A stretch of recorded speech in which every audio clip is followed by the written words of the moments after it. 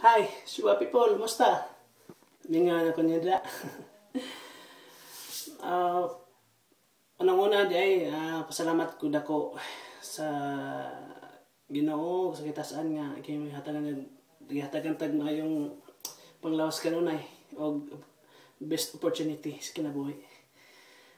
Sorry di ay pasensya pod kaniyong tanan nawa ko makahuman sa inter-season sa atong gihimong event kay tungod lagi ning nihanlan ta og kuan nangitatag nimpat sa kinabuhi ba. So thanks God nga gatagan ko ng opportunity, gata niya kanako the best.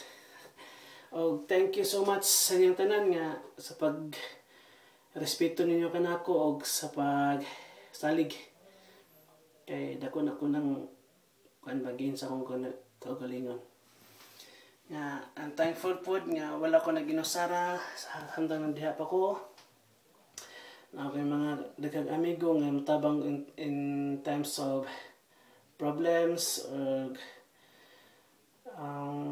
basta di na ako ma-explain tanan ako nga akong mga kalipay nga samtang na diha pa.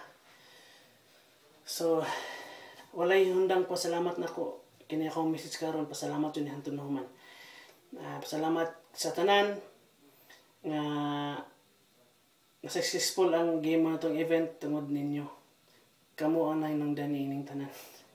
Involved.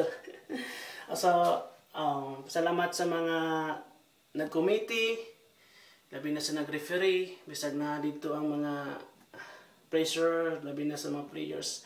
Especially sa mga players, ngayong taon, anong kamo ng taon nga madula, para lang mahimo ang saka team, para lang pod, anong kamo sila madula, para lang pod mo daog ang taon. Bisag mismatch ang game. Pero nagyapon sila. Salamat kayo nga nagyapon mo nag-support kanunay. Ug sa mga tao nga nag-support niini nga dili na ko mention tungod sa kadaghan, salamat kanilang tanan. Og sa akong kauban sa mga kauban sa trabaho, salamat sa inyong sa atong friendship. Og salamat pod sa gatag ninyong respetar kanako. O inat pantang ipabili na to ang atong nasugdang relasyon as labi na sa atong pagka sportsmanship, sa atong pag unity, and especially sa friendship. So importante yun ang friendship sa kasa kamabot na agin na per me. So napanta pabili na to na kanunay. So salamat pod sa mga salamat sa tanan mga gito daghang walay hunong pasalamat. So yung message congratulations di ay sa mga winners, sa na champion o sa na MVP, congrats sa inyong tanan. O ginatpanta nga atong ipadayon ug sa atong nasugdan atong paghimuon nato ni every year because kay kini dako kay katabang kanato labi na sa mga FW nga especially sa mga bag-o nga gimingaw, homesick na magina di na milikayan. So nakatabang sa nasin nila dako nga para malingaw sila bisag gamay ra tong gihimong event pero dako na katabang sa tong galingon o makatabang sa tong sa uban yan handlan o kadamay ba. So especially po sa atong health, nakatabang sa atong health nga sa paningtong mga atong tambok. Again.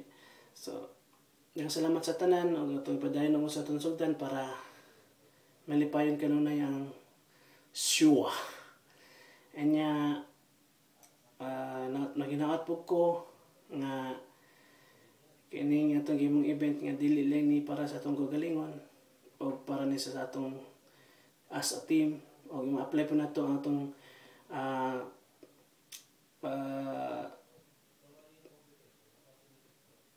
sa atong trabaho nga magka teamwork o na especially na sa atong trabaho nga teamwork siya dili lang ni game na atong event nga dula-dula lang.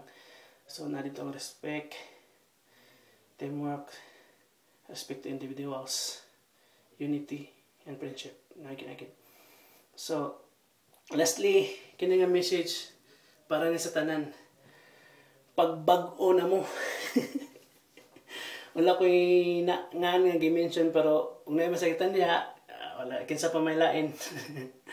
Bitaw, daghang salamat sa inyong tanan o may naot ko nga magpabili na itong Pinagin Live bisag asa ta maabot. Naman na ang connecting man tatanan, so pabili na to ang atong pagkikilay tanan bisag asa ta maabot, ha. So good luck sa inyong tanan. Congratulations sa mga winners, o congratulations sa inyong tanan nga nahimo ang event na successful. So good luck and thank you so much for everything sa inyong tanan, and God bless us all. Mwah! This is Frank Marcos Shua 32 Marcos. Bye!